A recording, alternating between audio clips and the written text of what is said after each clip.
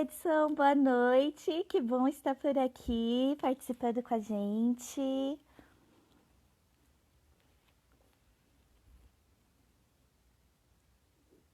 Minha dupla de fãs também aí, meu maridão, Pietrinha.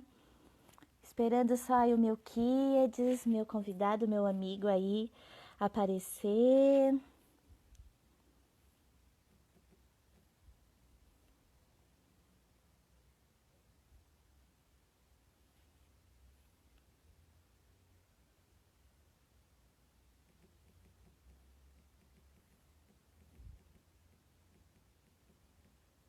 Edson, tá conseguindo me ouvir bem? O áudio tá bacana aí pra você? Vão me dando feedback, tá? Por favor, gente. Primeira live, assim, oficial da minha parte, participei de outras.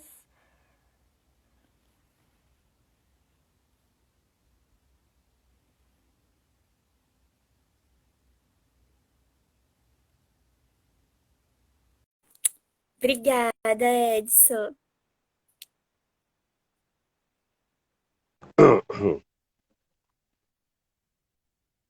Vamos lá. Oi, meu querido, acho que você só tem que virar aí a câmera. Detalhe, né? Tá vendo as bagunças? Aê! Eu cheguei aí já? Chegou, Pô, já estamos te vendo.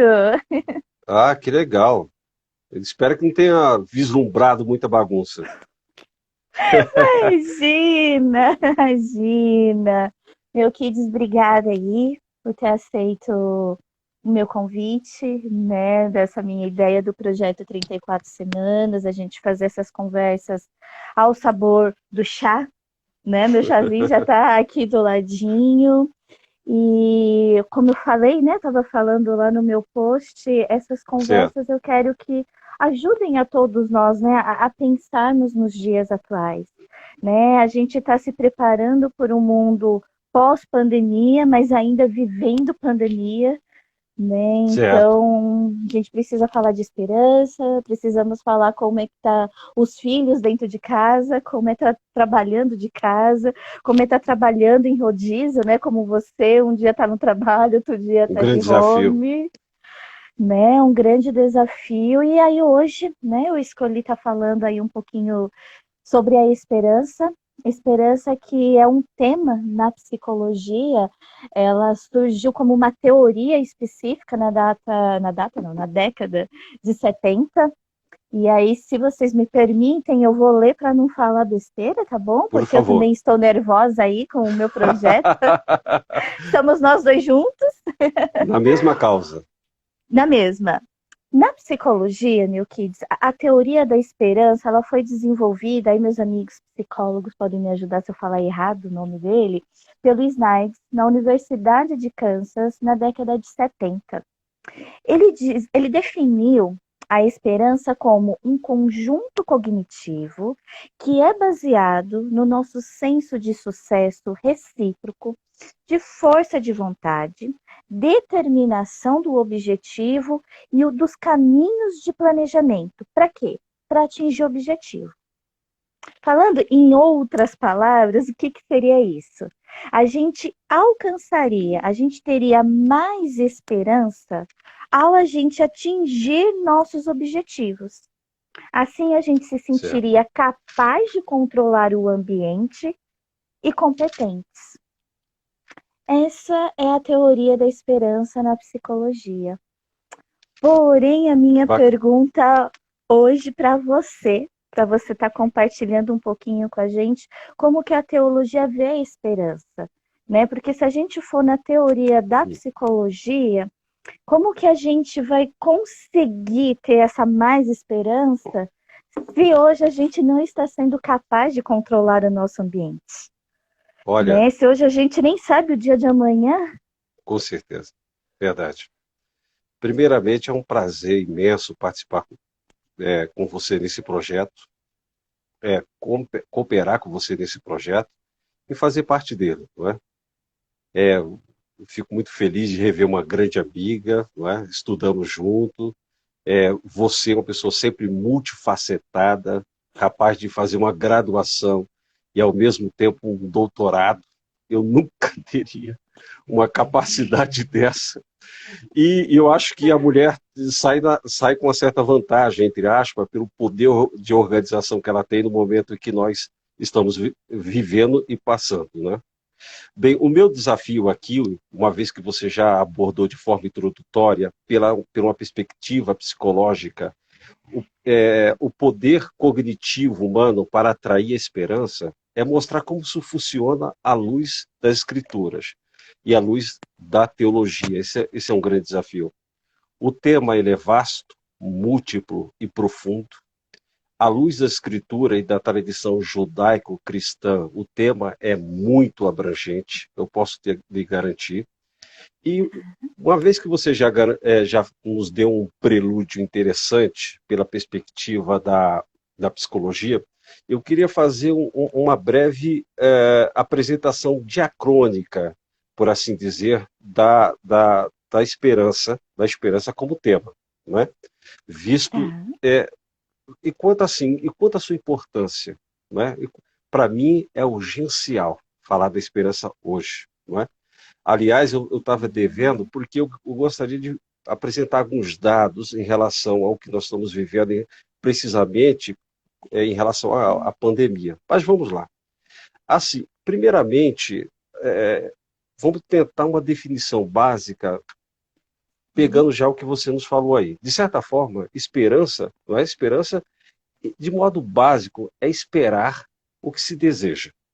Tá? Aí está a esperança. Esperar o que se deseja. Em latim, o termo em latim é spes. Tá? De certa forma, remete-se a uma ideia de uma esperança abrangente. Os gregos também falaram de esperança, por exemplo. Não é? Esperança está presente em filósofos como Heráclito, em Platão. No entanto, entre os gregos, a esperança tem um sinal como ambíguo. Algumas vezes os gregos veem a esperança com bons olhos e outras vezes não. No entanto, é exatamente num contexto judaico-cristão que a esperança ganha toda a sua potência de significado rico e extraordinário, do qual eu acredito ser capaz de falar-nos profundamente ao nosso tempo presente.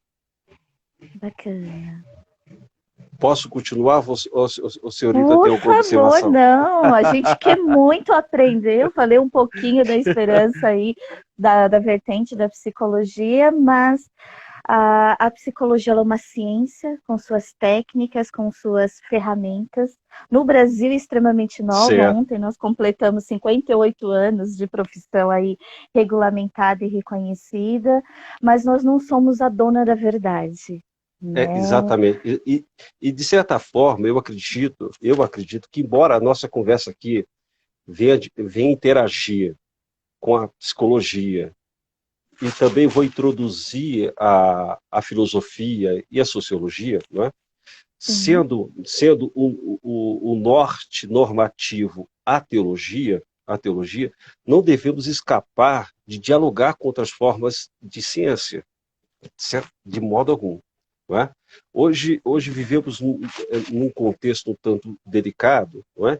Que se pressupõe que a fé e a teologia é algo completamente distinto da ciência e da razão. Isso é uma grosseria, uma má interpretação. A razão e a fé coexistem perfeitamente. A ciência e a teologia e a psicologia, a teologia e a filosofia. É claro que nós sabemos que há pontos conflitantes e desafiador para ambos, né? Para a psicologia entender a fé. Me diz, doutora, como que é isso? Entender a fé à luz da psicologia é um grande desafio. Como teólogo, eu não posso desprezar, por exemplo, a contribuição rica da psicologia à teologia cristã. Você sabe muito mais do que eu que o diálogo entre teologia e psicologia enriqueceu grandemente a teologia enquanto método, enquanto a apreensão do indivíduo humano, não é? nas suas múltiplas formas, física e psíquica. O homem é um mistério. E para dialogar com esse mistério tão rico, é necessário um conjunto de visões que inclui psicologia, ciência, antropologia e todas essas formas. Daí, doutora, que a teologia tem um caráter multidisciplinar. Ela está em constante diálogo com outras vertentes, não é? Você, mais do que ninguém, sabe com isso. Você dialoga com a psicologia e eu com a filosofia. Além de teólogo, também sou filósofo, adoro filosofia e acho muito importante essa interação. Embora tem pontos conflitantes, não é? Agora, veja bem, se por outro lado os gregos, retornando a nossa visão um pouco geral de esperança, se os gregos não deram tanta importância à esperança, não conseguiram, porque a visão do grego é determinada pelo presente, pelo agora. Tá? Certo. A visão grega se molda pelo momento, e é o momento que vai descortinar o futuro. A gente vamos perceber que a mentalidade judaica funciona de uma outra forma. Tá. Por outro lado, como devemos então entender a esperança? Essa é a grande pergunta, né? O que é esperança? Essa dimensão humana que faz com que ele transcenda a sua realidade e se projete em algo que é futuro. Olha, vamos voltar um pouco à questão da definição etimológica. Se esperança é esperar, né? Tá dando para acompanhar, doutora? Aí, eu sei que a internet está um pouco falhando. Só deu um delayzinho que eu ia te fazer uma pergunta, mas já pode engatar, pode ir indo. Sim. Olha, se a definição etimológica de esperança é esperar, não é? Vamos supor, imagina uma fera, uma besta, um leão, um tigre, espreitando a sua caça, com avidez, com voracidade, atento, quieto, não é? Esperando o vacilo de sua presa, a fim de tê-la, né? Devorá-la, não é? O que distingue o homem desse instinto animal de esperar? É que o ser humano, como vem assinalar, por exemplo, o filósofo alemão Martin Heidegger, é um ser que busca o seu significado. Ele é um ser que está em constante questionamento acerca da sua existência. Tá? E, em função disso, ele se projeta para o futuro. Para o futuro. Então, eu posso dizer para você que a esperança é uma condição ontológica do ser humano. Certo? Nós estamos, então, ainda em diálogo com a sua definição. Se a psicologia encontrou mecanismo no ser humano capaz de fazer, esse é um ser que produz esperança, a minha definição principal é que a esperança é uma condição ontológica do ser humano. Ok? Ok. Deu para entender aí? Aí eu vou seguir o meu script. Sim. Com isso eu quero dizer que a esperança escreve-se na própria estrutura do ser humano. Faz parte de sua subjetividade. Faz parte de sua consciência, da sua liberdade, da sua historicidade. E faz parte também da sua alteridade, do seu diálogo com o outro, da sua relação com o próprio mundo. Tá? Daí que esperança faz parte do próprio ser humano. Daí a sua importância. Aí aquele ditado popular que a esperança é a última que morre, então a gente pode falar o contrário, que a esperança, na verdade, ela é o princípio de tudo. Veja, na modernidade, exatamente, pela perspectiva ontológica do ser humano, ele sempre é um ser que aponta para o futuro. Minha cachorra começou a latir, mas não esquenta não. Daqui a pouco a Lola também responde ela aí. A esperança ao fazer parte da própria natureza humana, responde toda forma de quietismo passivo, de inércia do ser humano na vida, responde ao desafio de uma sociedade niilista e secularizada. A esperança, portanto, sempre se projeta por depois, por futuro, tá?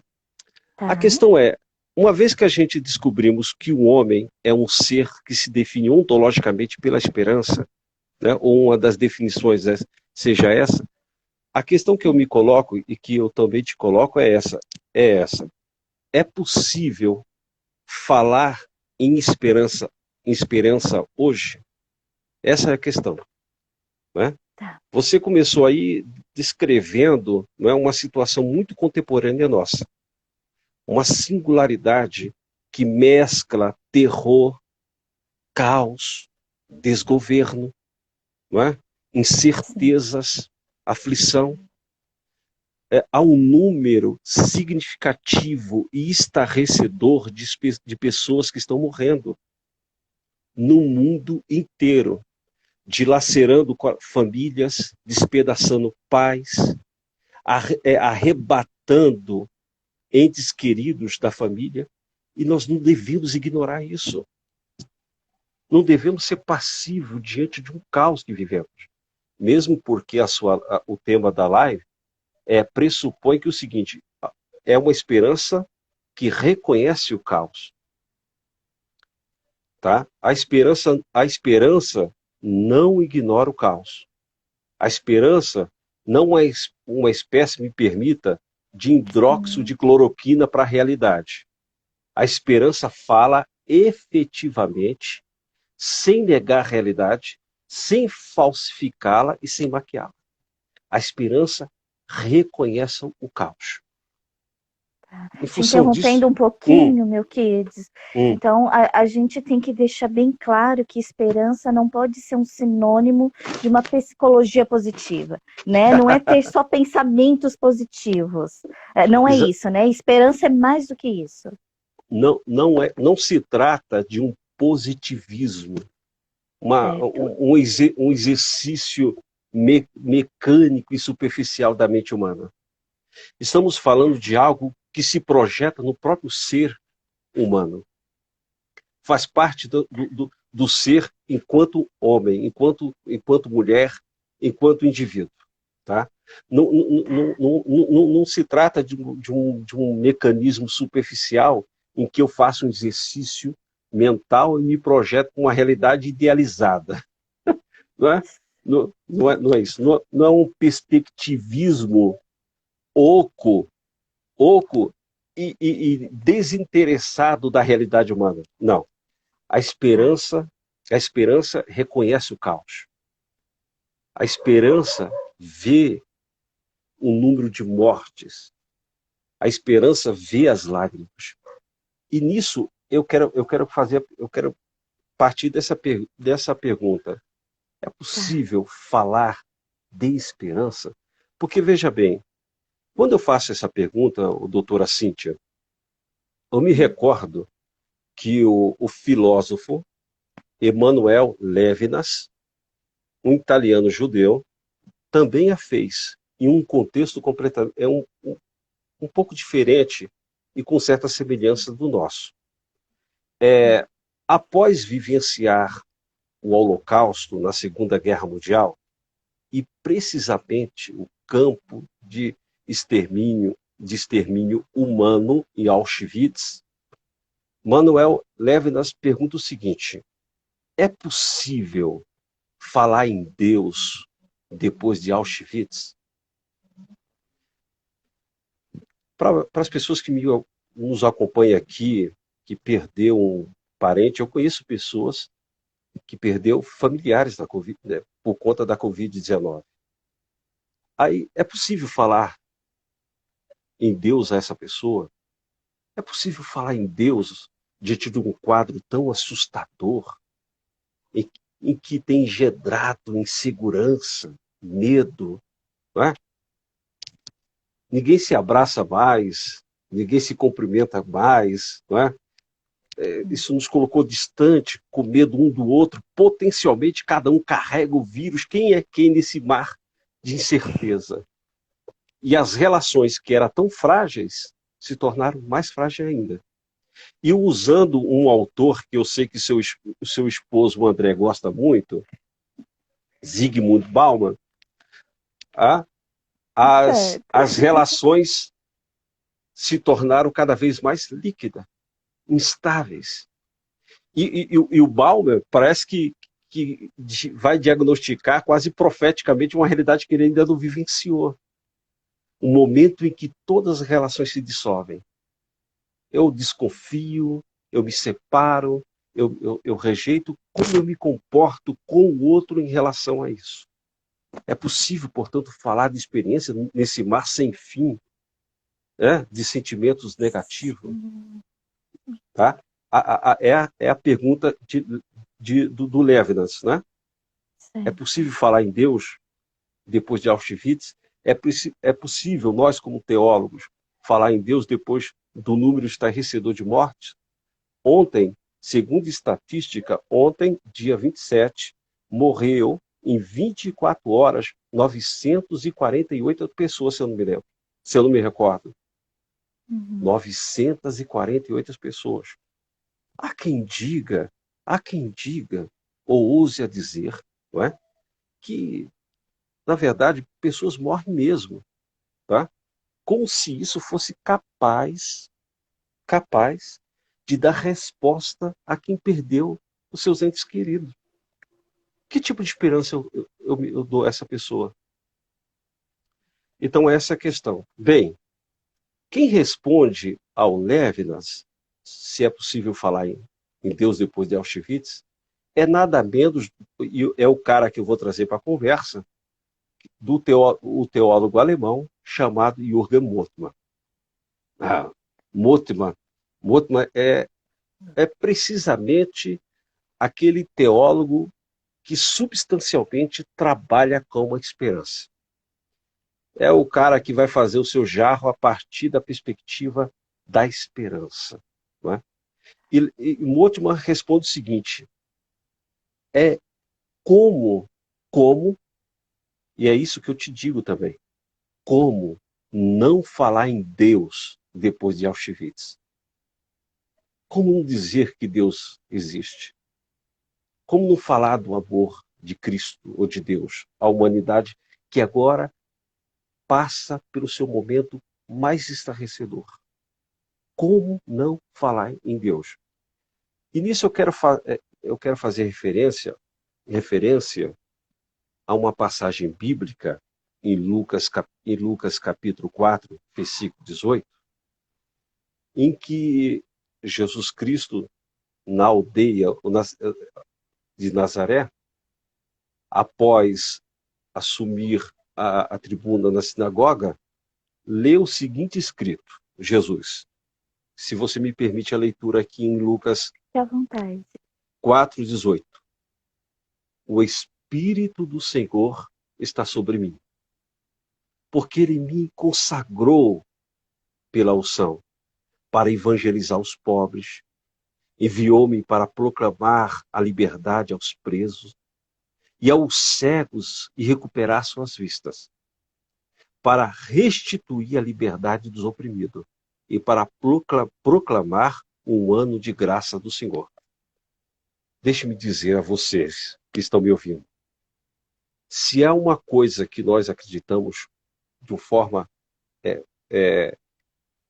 veraz, que atravessa todo o nosso ser, é que a própria esperança está presente e personificada em Jesus Cristo. Daí porque podemos falar de esperança novamente, e sempre novamente, e não importa a situação que a humanidade atravessa. A mesma esperança continua a nos falar de forma vibrante. O que marcou o ministério de Jesus? Jesus viveu, conviveu e foi em busca daquelas almas mais excluídas. Sabe aqueles indivíduos excluídos da sociedade? Os miseráveis, pecadores, publicanos, prostitutas. Era essa classe, esse segmento mais excluído, não é, da sociedade, foi objeto do interesse de Jesus. E daí Jesus se declara, a partir de Lucas, que Deus o ungiu exatamente para restaurar aqueles que não tinham esperança. Não é? O cego não tinha esperança. O surdo não tinha esperança. O paralítico não tinha esperança. Todo o ministério de Jesus é o ministério de engendrar nas pessoas esperança. E não é à toa, não é gratuito, não é, que o seu ministério se dá exatamente entre os mais miseráveis, entre os mais excluídos, entre aqueles mais desamparados. Não é? Jesus não teve muita formalidade, não é? Viveu sempre mais entre os pobres, entre essas pessoas que a classe mais religiosa não tinha muita afinidade com ela. Daí que, se Cristo restaura a vida dando-lhe esperança, a resposta cristã vai ser o seguinte: não importa quais sejam a dificuldade que a humanidade venha a passar, como essa que nós passamos agora, a esperança é sempre viva, a esperança é sempre presente. Dito isso, podemos falar o seguinte: o desafio para nós como igreja hoje é vivenciar essa esperança. Não de uma forma puramente hierarquizada, institucionalizada, mas viver essa esperança de forma vibrante. Eu acredito que a igreja tem um papel importante hoje. Um papel muito importante hoje. Que não é simplesmente, não se resume simplesmente, é uma frase que eu estou tentada a não dizer, né, mas de fornecer, né, fornecer ministros ao governo. A igreja tem um papel de transformar o próprio mundo, de chocar o mundo. E quando todo mundo se recolhe, a igreja aparece. Mas ela aparece da forma do amor, da razão, da inteligência e da fé.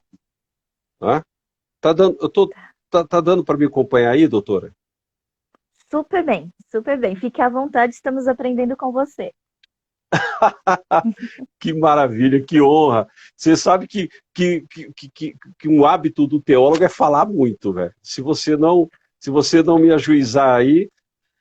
Psicólogo também, mas olha, eu estou ficando quietinha aqui para aprender com você. Sempre foi um desafio da igreja falar assim de esperança, certo?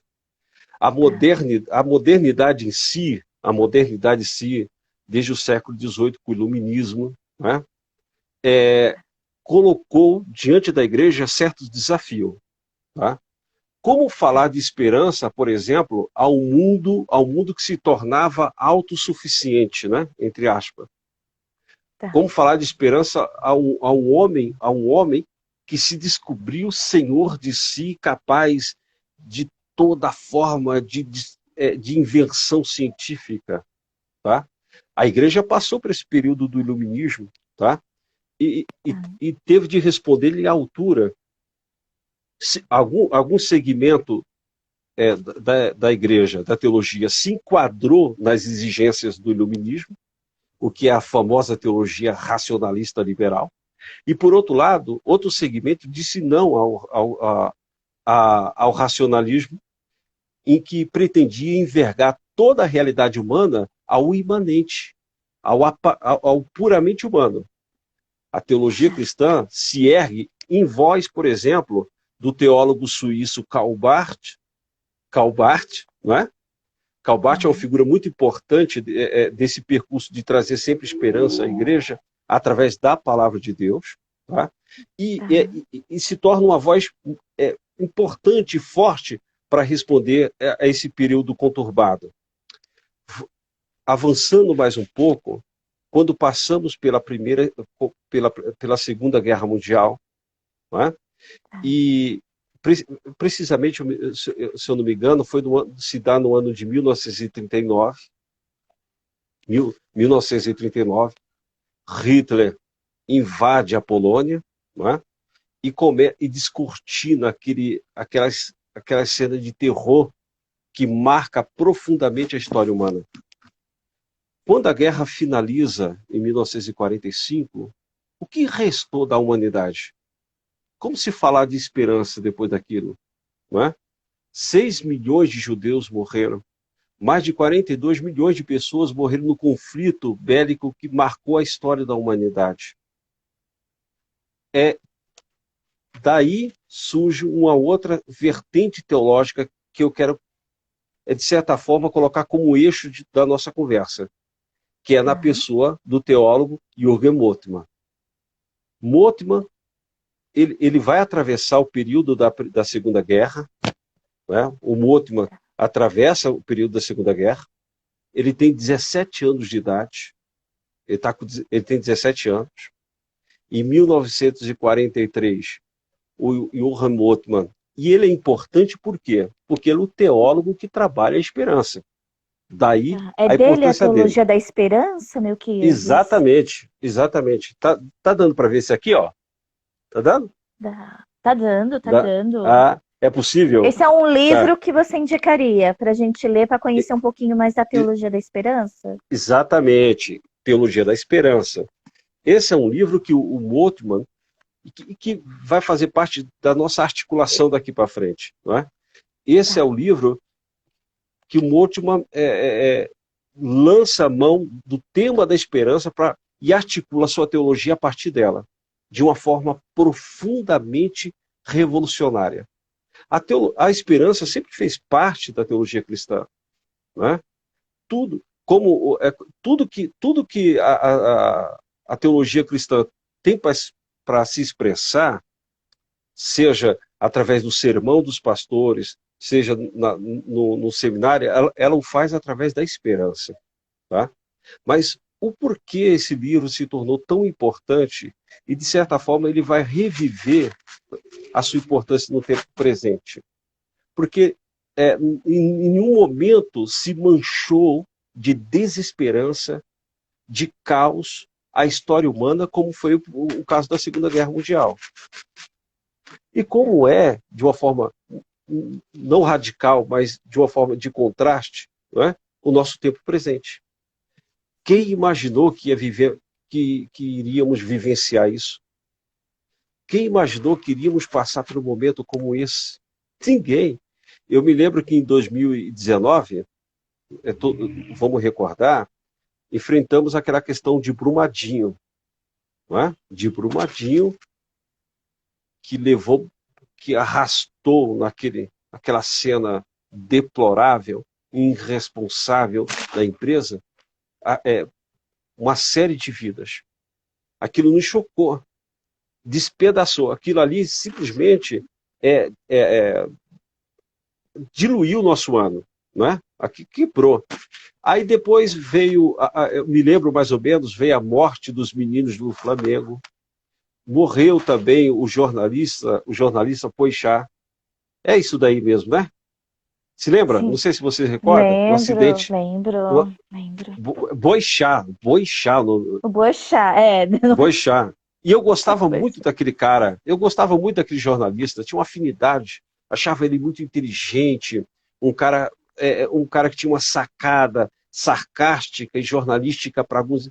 E eu lamentei muito a morte dele. Então eu pensei, 2019 foi um ano insuperável, não é? Até que estamos em 2020. Em 2020. Né? E ninguém previa isso, ninguém esperava isso. Tá? Ninguém sabia que iríamos passar por um momento como esse, exatamente como esse. Tá? Com o inimigo invisível, né? Ao contrário das outras, né? Exatamente. De uma forma imperceptível, mas ele estava lá. Mas sempre esteve lá. Não é?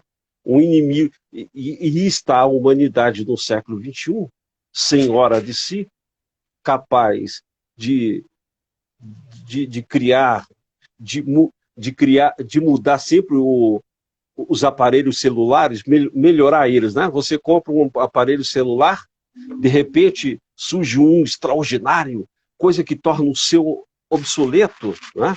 Você comprou o 9, mas o 10 veio e diz o seguinte: o seu já não vale mais. Isso é que você comprou a semana passada. Conseguimos desenvolver tecnologia para tudo.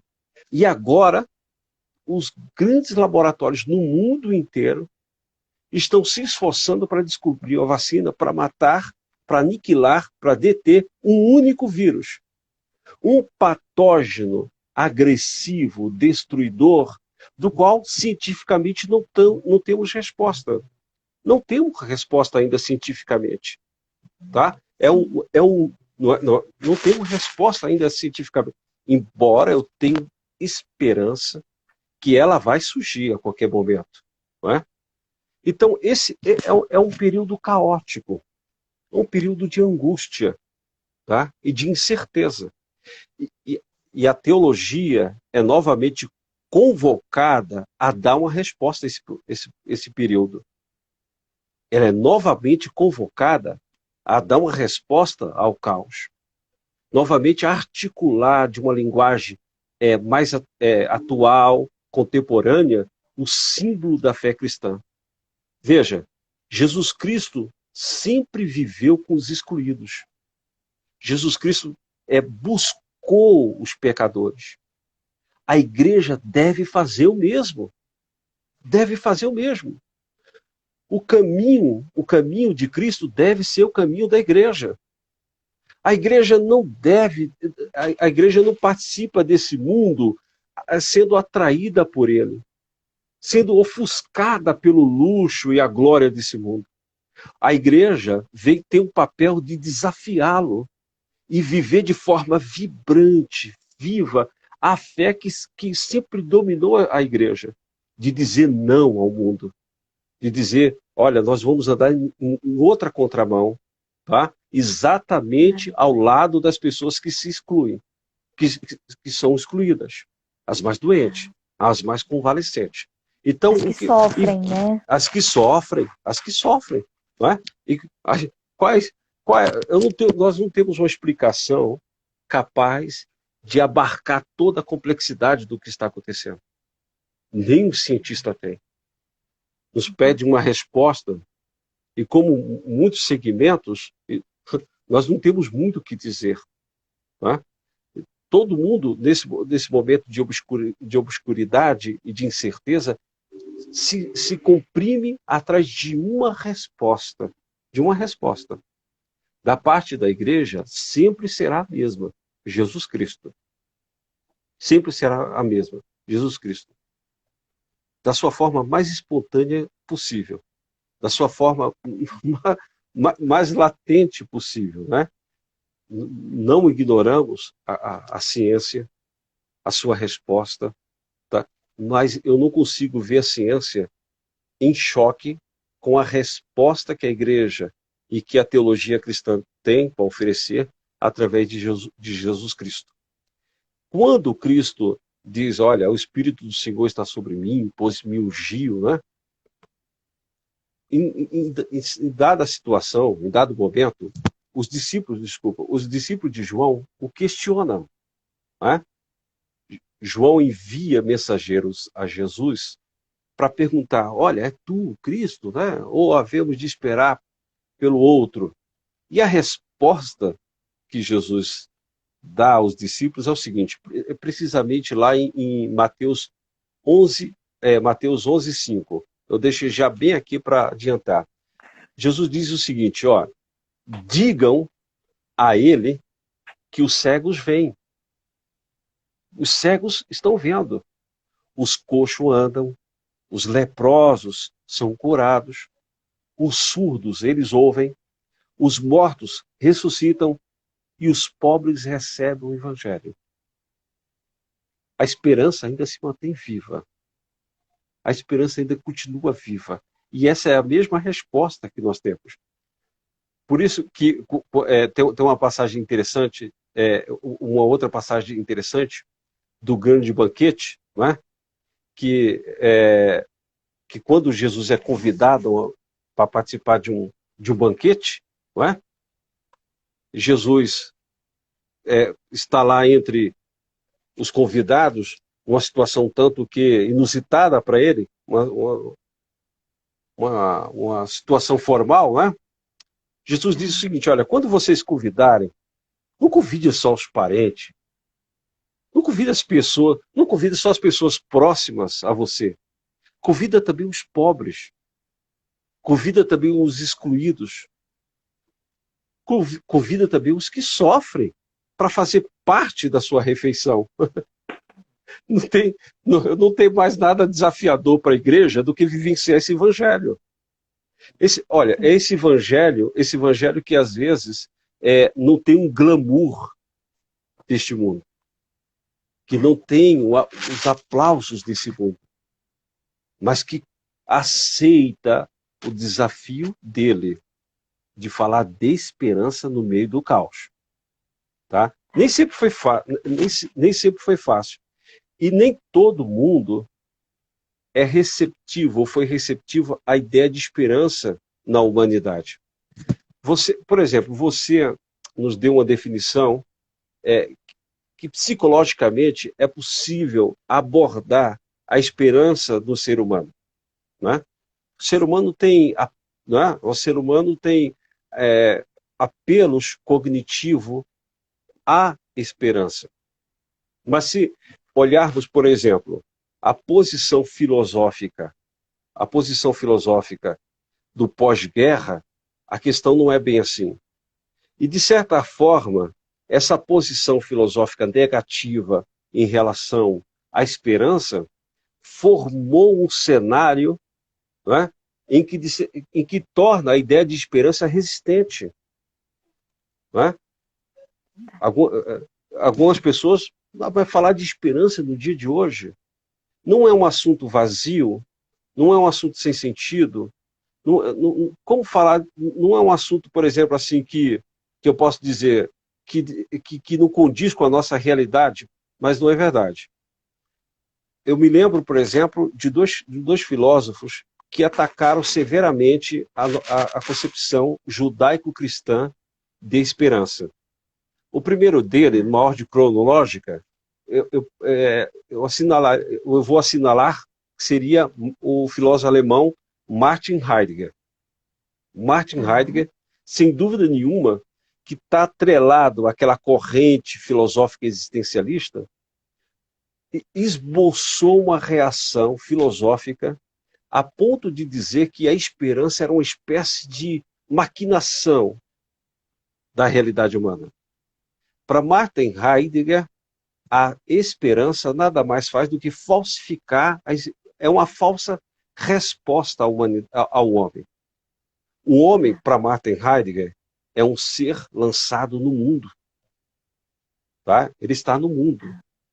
E uma vez no mundo, ele vai se deparar com o vazio do mundo, com a falta de sentido do mundo, com a sua pequenez do mundo, e o homem deve se lançar atrás de resposta.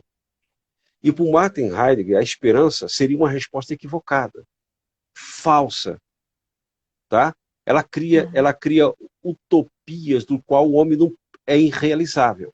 O homem deve esgotar o seu momento, o seu presente. Tá?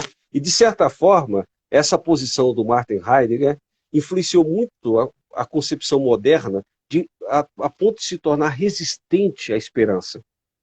Tá? E a igreja teve que se posicionar. Um outro cético em relação à esperança foi o filósofo francês Jean-Paul Sartre. Sartre, que sem dúvida nenhuma, né, é uma das figuras mais importantes daquela corrente que podemos chamar de existencialismo. Eu falo corrente porque o existencialismo não foi bem uma escola filosófica, né?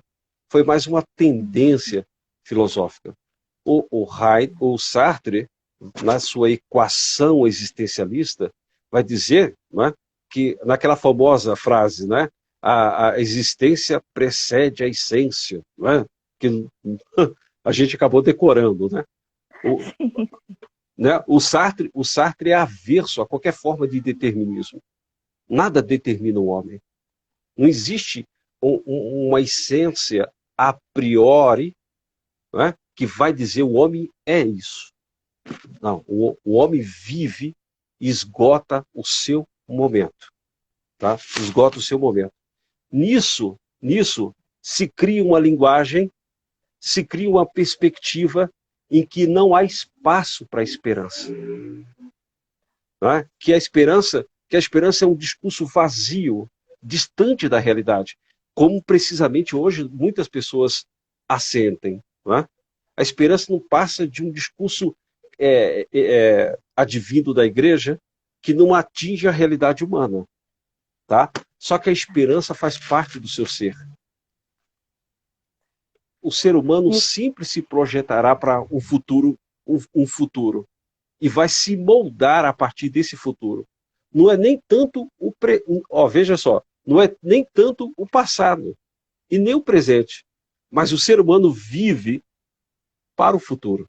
É o desafio do futuro. Sim, pode falar, doutora.